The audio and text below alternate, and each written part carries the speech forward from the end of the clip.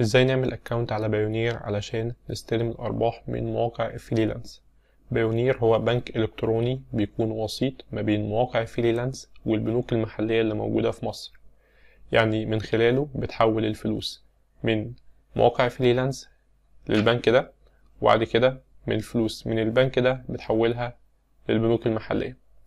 طيب هل انت ينفع تحول بشكل مباشر؟ لا، ما ينفعش تحول بشكل مباشر، لازم الاول يعدي على بنك وسيط او بنك الكتروني. البنوك دي اشهرها بايونير وبايبال. في النهارده احنا هنتكلم على بايونير. يلا، اول حاجه بنفتح بايونير من على جوجل. بعد كده بنخش خطوه بخطوه. هنا بيقول لك انت شغال في ايه بالظبط، فانت هتقول له فريلانسر. ماشي. بعد كده هنا التسجيل. بعد كده هنا هيقول لك املى البيانات بتاعتك. اهم حاجه في الخطوه دي انك انت تملى بياناتك بالظبط كلها صح، علشان المواقع دي لو في اي اخطاء موجودة عندك في ملء البيانات ممكن ما يقبلوش الاكونت بتاعك. نقطة كمان، انا عامل اصلا اكونت، فانا ما ينفعش اعمل اكونت تاني علشان الاكونت بيتعمل عن طريق البطاقة، فهم بياخدوا الرقم القومي بتاعي. فانا هعمل اكونت تاني من بطاقة تانية علشان بس اوريكم ازاي الاكونت بيتعمل.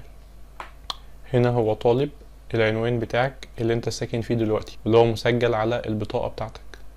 هنا هو طالب باقي التفاصيل برضه هنكملها، ما فيهاش حاجة معقدة او صعبة. بعد ما وصلنا هنا لاخر نقطة، هو عايز مننا البنك اللي هنحول عليه الفلوس اللي موجودة في بايونير، او رقم الحساب اللي هيتحول له الفلوس اللي موجودة في بايونير. طيب، رقم الحساب الدولي مش المحلي، يعني رقم الحساب اللي عندك ده ما تحطوش هنا، لا احنا هناخد رقم الحساب ده وهنجيب رقم الحساب الدولي. ازاي؟ بالطريقة دي.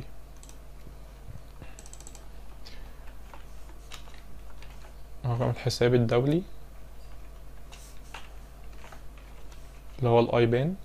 بعد كده انا بشوف انا بنك ايه، على حسب انت بنك ايه بقى. فانا هنا مثلا ايبان بنك مصر او بنك الاهلي، فانا البنك الاهلي. وبعد كده هنا بيقول لك ازاي تجيب رقم الايبان. هنا بتدخل الرقم القومي الاول بتاعك، وبعد كده بتدخل رقم التليفون. دلوقتي احنا جبنا رقم الايبان من الموقع بتاع البنك ودخلناه على الجزء المطلوب، واخترنا البنك. هنا البنك الاهلي، دخلت رقم الايبان. بعد كده بدوس ارسال. طيب هنا بيقول لي ان انت قدمت الطلب، وهم هيراجعوا الطلب بتاعك وبعد كده هيرجعوا لك. هنكمل لما يبعتوا لنا التأكيد ان الاكونت اتقبل. بعد يومين هم بعتوا لي ميل اكدوا لي ان الاكونت بتاعي اتقبل خلاص، اللي هو الميل ده. في الموضوع بياخد وقت يومين 3 ايام، دي حاجة طبيعية.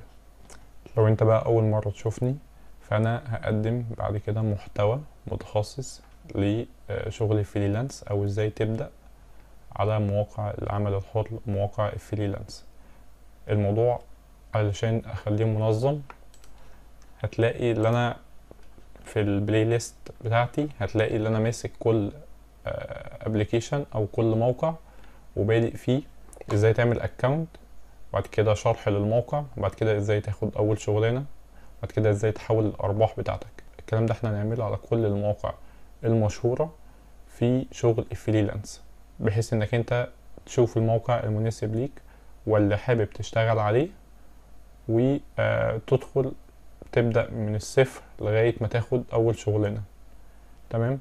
علشان زي ما قلت الموضوع يكون منظم، ما تخشش على الفيديوهات العادية، خش على البلاي ليست. هتبدأ تلاقيه بلاي ليست لكل موقع من المواقع، وهتلاقي برضو بلاي ليست لكل مجال. يعني المجال المعماري هبدأ أتكلم عن الشغل في المجال المعماري بشكل تفصيلي، الشغل اللي انت تقدر تاخده على مواقع فريلانس. نفس الكلام هيحصل على المجالات التانية، الترجمة، الجرافيك ديزاين، الويب ديزاين، هبدأ اخد كل مجال ونتكلم عليه بشكل تفصيلي. بس ده باختصار، اشوفكم فيديو جاي.